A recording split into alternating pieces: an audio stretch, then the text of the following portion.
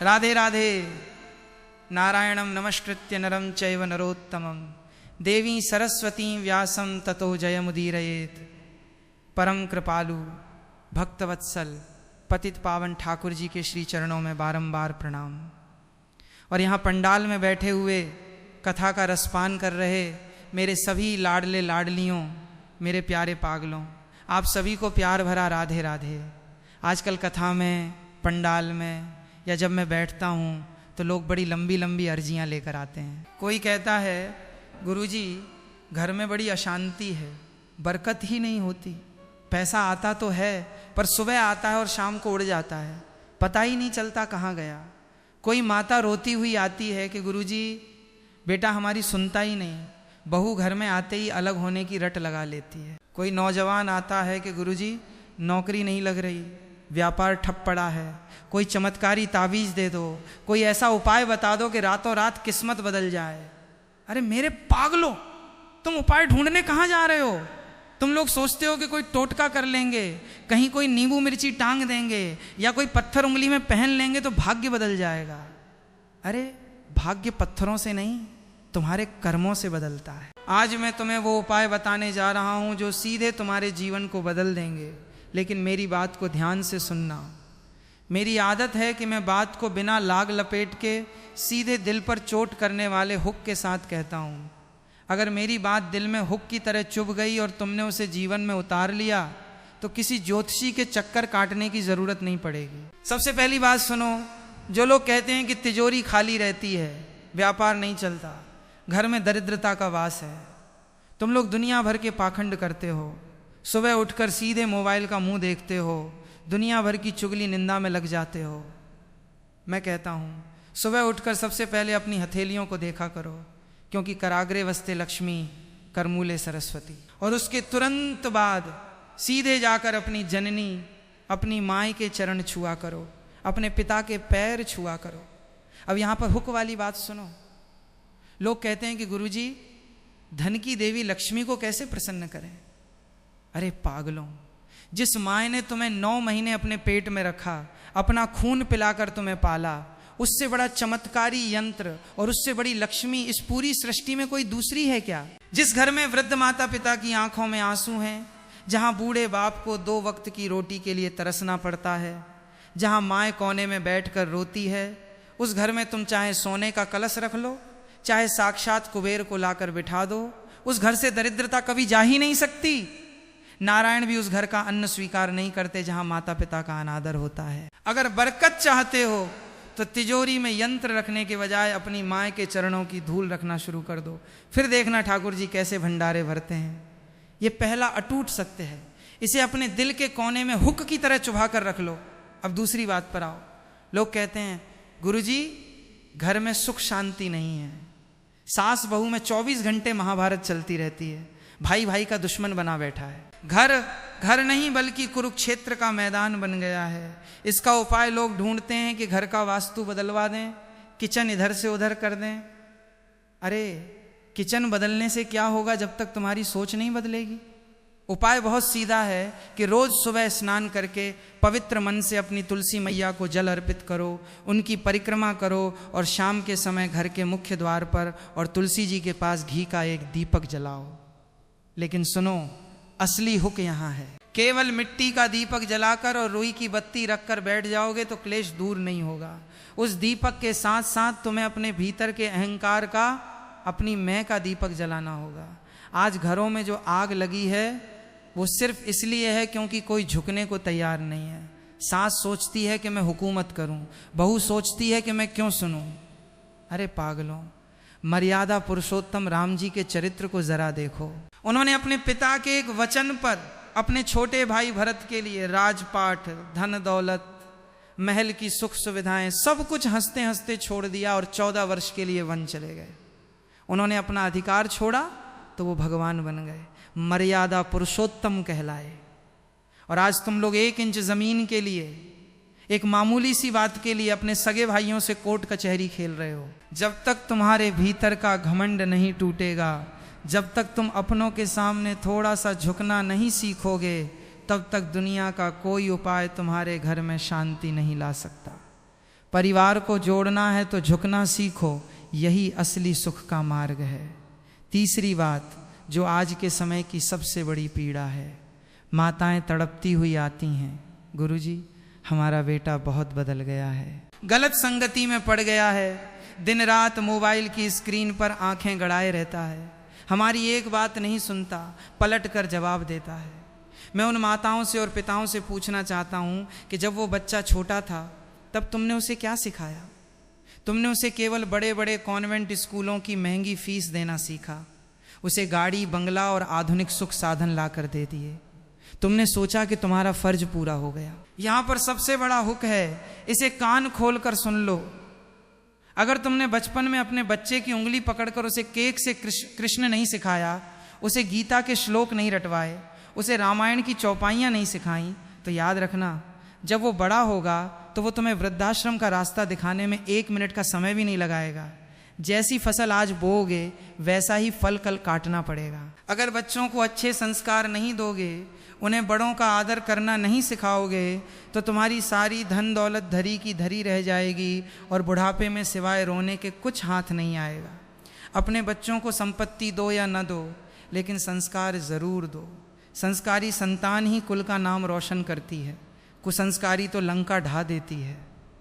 मेरे पागलों, बात बहुत कड़वी है लेकिन 100% सच है। उपाय किसी दुकान पर 5 या 10 रुपए में नहीं मिलते, नहीं कोई ताबीज या धागा तुम्हारे कर्मों की रेखा को बदल सकता है।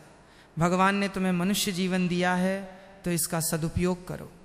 असली उपाय तुम्हारे खुद के आचरण में है, तुम्हारे खुद के कर्मों में छिपा है। सुबह उठो, प्रभु का नाम लो, अपने माता पिता की सेवा करो, किसी का दिल मत दुखाओ और ठाकुर जी के चरणों में अपना सर्वस्व सौंप दो। जब जीवन में कोई बड़ी विपत्ति आ जाए, जब चारों तरफ अंधेरा दिखने लगे और कोई रास्ता न सूझे, तो घबराने की या किसी पाखंडी के पास जाने की कोई ज़रूरत नहीं है। बस एकांत में बैठ जाना, अपनी आंखें बंद करना और पूरे प्रेम के साथ करुण भाव से पुकारना, श्री कृष्ण गोविंद हरे मुरारी, हे नाथ नारायण वासुदेवा। जब तुम दिल से पुकारोगे तो वो नंगे पैर दौड़ा चला आएगा। चलो अब बिना किसी देरी के जितने भी ठाकुर जी के दीवाने यहाँ बैठे हैं, अपने दोनों हाथों को सीधा खड़ा करके पूरे आनंद के साथ झूमते हुए एक सुर में बोलेंगे, राधे राधे। नारायणम नमस्कृत्य नरम चैव नरोत्तमम, देवी सरस्वती व्यासम ततो जयमुदीरयेत्। नारायणं नमस्कृत्य जगन्नाथं जगद्गुरुं, सर्वपाप प्रशमनं प्रणमामि सदाशिवं। परम कृपालु भक्तवत्सल पतित पावन, हम सब के प्राण प्यारे ठाकुर जी के श्री चरणों में बारंबार अनंत कोटि दंडवत प्रणाम। और इस पावन पंडाल में बैठकर साक्षात व्यासपीठ से बहने वाली इस मोक्षदायिनी कथा का रसपान कर रहे मेरे सभी लाडले लाडलियों, देश विदेश से जुड़े हुए मेरे प्यारे पागलों, आप सभी के भीतर बैठे परमात्मा को मेरा सादर प्रणाम और पूरे प्रेम के साथ बोलिए राधे राधे। आजकल जब मैं कथा विश्राम के बाद बैठता हूँ या जब पंडाल में भक्तों की भीड़ उमड़ती है, तो मेरे पास दुखों का एक बहुत बड़ा पहाड़ लेकर लोग आते हैं। कोई रोता है, कोई तड़पता है, कोई अपनी किस्मत को कोसता है। एक भाई आया, फूट फूट कर रोने लगा, कहने लगा, गुरुजी जीवन में इतनी अशांति है कि रात को नींद की गोली खानी पड़ती है। व्यापार ऐसा ठप हुआ कि कर्ज का बोझ सिर से उतर ही नहीं रहा। सुबह घर से निकलता हूँ तो इस डर से कि कहीं कोई कर्जदार सामने ना आ जाए। एक बूढ़ी माँ आई, लाठी टेकते हुए, आंखों में आंसू भरे थे। बोली, बेटा 4 बेटे हैं मेरे, चारों ऊंचे पदों पर हैं, पर आज मुझे 2 वक्त की सूखी रोटी के लिए तरसना पड़ता है। कोई बहू अपने चौके में मुझे घुसने नहीं देती। गुरुजी कोई ऐसा चमत्कारी उपाय बता दो, कोई ऐसा टोटका बता दो कि रातों रात मेरी किस्मत का बंद ताला खुल जाए और मेरे बेटों को अक्ल आ जाए। अरे मेरे पागलों, तुम लोग उपाय ढूंढने कहाँ कहाँ भटक रहे हो। कोई इस बाबा के पास दौड़ रहा है, कोई उस तांत्रिक के चक्कर काट रहा है, कोई अपनी उंगलियों में लाखों रुपए के चमत्कारी पत्थर और अंगूठियां पहनकर घूम रहा है, तो कोई घर के दरवाजों पर नींबू मिर्ची और काले धागे बांध रहा है। अरे पागलों, मुझे एक बात बताओ, अगर बाजार में मिलने वाले 5 रुपए के नींबू मिर्ची से या उंगली में पहने हुए एक पत्थर से इंसान का भाग्य बदल जाता, तो इस दुनिया में कोई रोता क्या, कोई दुखी रहता क्या? अरे भाग्य बाजारों में नहीं बिकता और न ही तुम्हारी किस्मत किसी धागे तावीज की मोहताज है। भाग्य तो तुम्हारे अपने कर्मों की स्याही से लिखा जाता है। आज मैं तुम्हें वो अचूक और महा उपाय बताने जा रहा हूं जो तुम्हारे जीवन की दिशा और दशा दोनों को बदल कर रख देंगे। लेकिन मेरी एक शर्त है, मेरी बात को बहुत ध्यान से सुनना। आप सब जानते हो कि मेरी आदत है, मैं घुमा फिरा कर बात नहीं करता। मैं बात को बिना किसी लाग लपेट के सीधे दिल के पार उतर जाने वाले कड़वे सच और हुक के साथ कहता हूँ। अगर आज मेरी ये बातें तुम्हारे दिल में हुक की तरह चुभ गईं और तुमने इन्हें केवल कानों से सुना नहीं बल्कि अपने जीवन के भीतर उतार लिया, तो मैं व्यासपीठ से दावा करता हूँ कि तुम्हें ज़िंदगी में कभी किसी ज्योतिषी के आगे हाथ फैलाने की ज़रूरत नहीं पड़ेगी। सबसे पहली बात को गांठ बांध लो। जो लोग 24 घंटे रोते रहते हैं कि गुरुजी तिजोरी खाली रहती है, व्यापार में घाटा हो रहा है, घर में बरकत ही नहीं है, तुम लोग सुबह उठकर दुनिया भर के पाखंड करते हो। आँख खुलते ही सबसे पहले मोबाइल का मुंह देखते हो कि किसका मैसेज आया, किसका स्टेटस लगा है, फिर उठकर पड़ोसियों की चुगली करने बैठ जाते हो, दुनिया भर का गंध अपने दिमाग में भरते हो। मैं कहता हूँ ये सब ढोंग बंद करो। सुबह जब तुम्हारी आँख खुले तो अपने बिस्तरे पर बैठे बैठे सबसे पहले अपनी दोनों हथेलियों को मिलाकर दर्शन किया करो, क्योंकि शास्त्रों में लिखा है कराग्रे वसते लक्ष्मी करमूले सरस्वती कर मध्य तू गोविंद प्रभाते कर दर्शनम। अपनी हथेलियों को चूम कर भगवान का धन्यवाद करो कि प्रभु आज का एक और नया दिन दिखाने के लिए आपका कोटि कोटि धन्यवाद। और उसके तुरंत बाद अपने कमरे से बाहर निकलो और सीधे जाकर अपनी जननी अपनी माँ के चरण छुआ करो, अपने बूढ़े पिता के पैर छूकर आशीर्वाद लिया करो।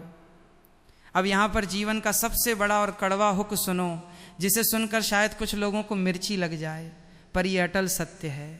लोग मुझसे पूछते हैं कि गुरुजी धन की देवी महालक्ष्मी को प्रसन्न करने का अनुष्ठान बता दो। अरे पागलों, जिस माँ ने तुम्हें 9 महीने अपने गर्भ में रखा, अपना खून पिलाकर तुम्हें सींचा, खुद गीले में सोई पर तुम्हें सूखे में सुलाया, उससे बड़ा चमत्कारी यंत्र और उससे साक्षात महालक्ष्मी इस पूरी सृष्टि में कोई दूसरी हो सकती है क्या?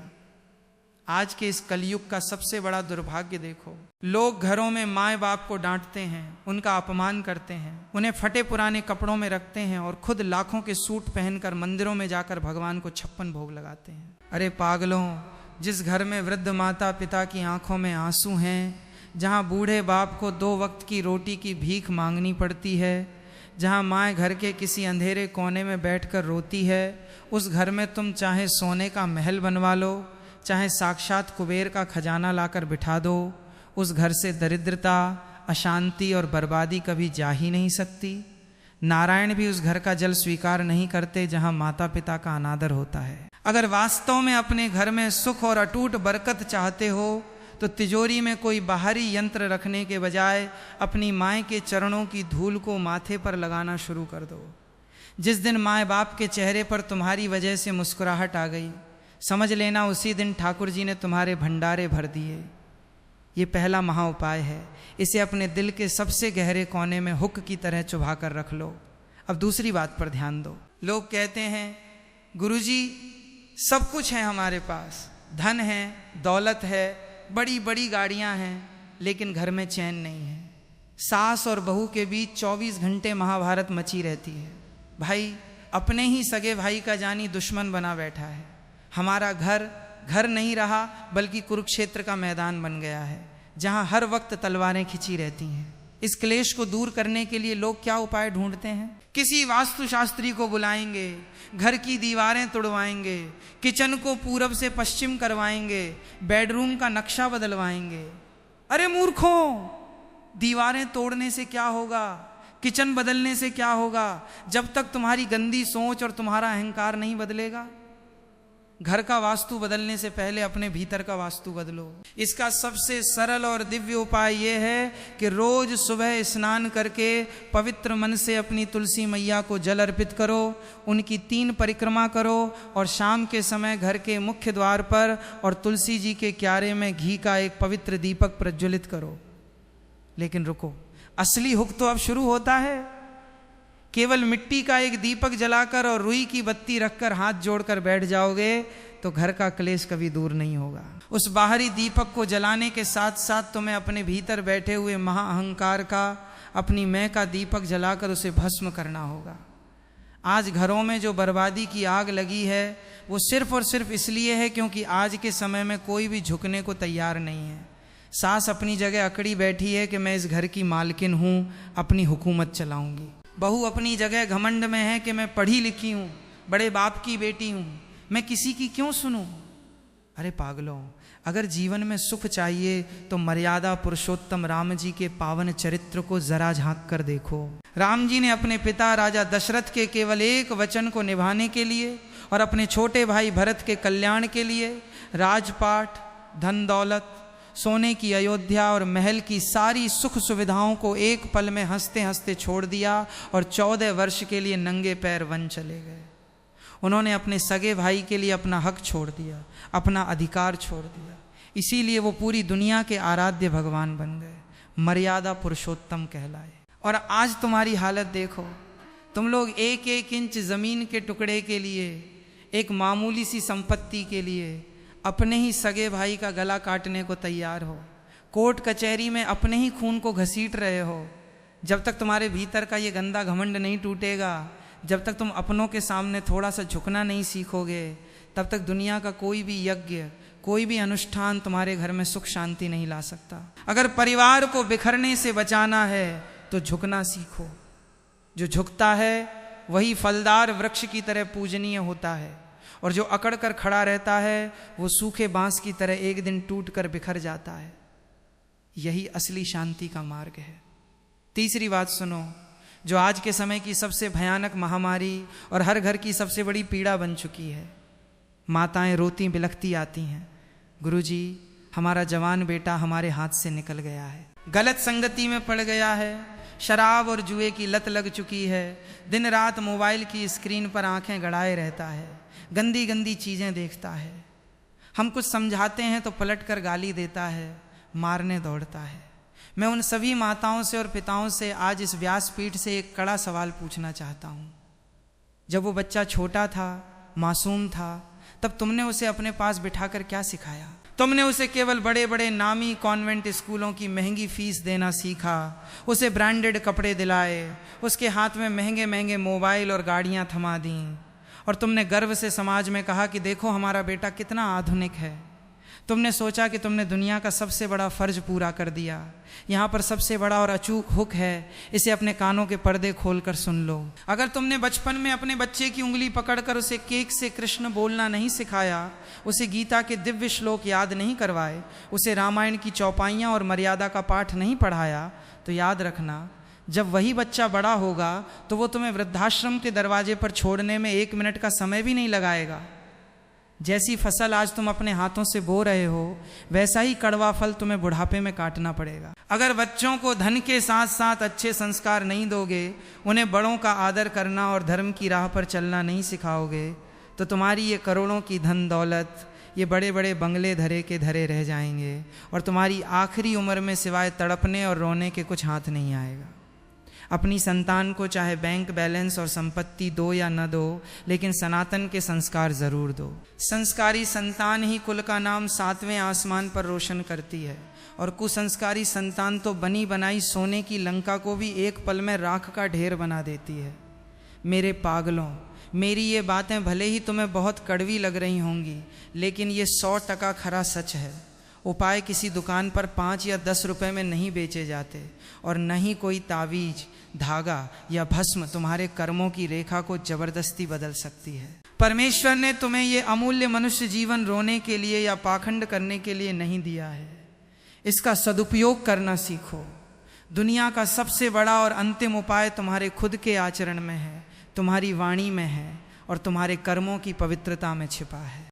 सुबह जल्दी उठो, धरती माता को प्रणाम करो, अपने माता पिता की साक्षात सेवा करो, किसी गरीब या लाचार का दिल भूल कर भी मत दुखाओ, और ठाकुर जी के चरणों में अपना सर्वस्व सौंप कर निश्चिंत हो जाओ। जब भी जीवन में कोई बहुत बड़ी विपत्ति आ जाए, जब चारों तरफ घोर अंधेरा छा जाए, जब अपने ही लोग साथ छोड़ दें और ऐसा लगे कि अब जीवन समाप्त होने वाला है, तो घबराने की या किसी ढोंगी के पास जाकर हाथ जोड़ने की कोई ज़रूरत नहीं है। बस अपने घर के मंदिर में ठाकुर जी के सामने बैठ जाना, अपनी आंखें बंद करना, हृदय से आंसुओं की धार बहने देना और पूरे प्रेम के साथ करुण भाव से अपने दुखों को भूल कर पुकारना, श्री कृष्ण गोविंद हरे मुरारी, हे नाथ नारायण वासुदेवा।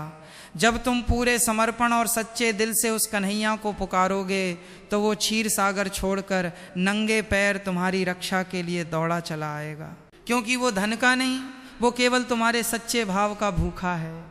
चलो अब बिना एक पल की देरी किए जितने भी ठाकुर जी के सच्चे दीवाने बांके बिहारी के लाडले इस पंडाल में बैठे हैं, अपने दोनों हाथों को आसमान की तरफ सीधा खड़ा करके पूरे आनंद के साथ झूमते हुए एक सुर में जयकारा लगाएंगे। बोलें गे राधे राधे।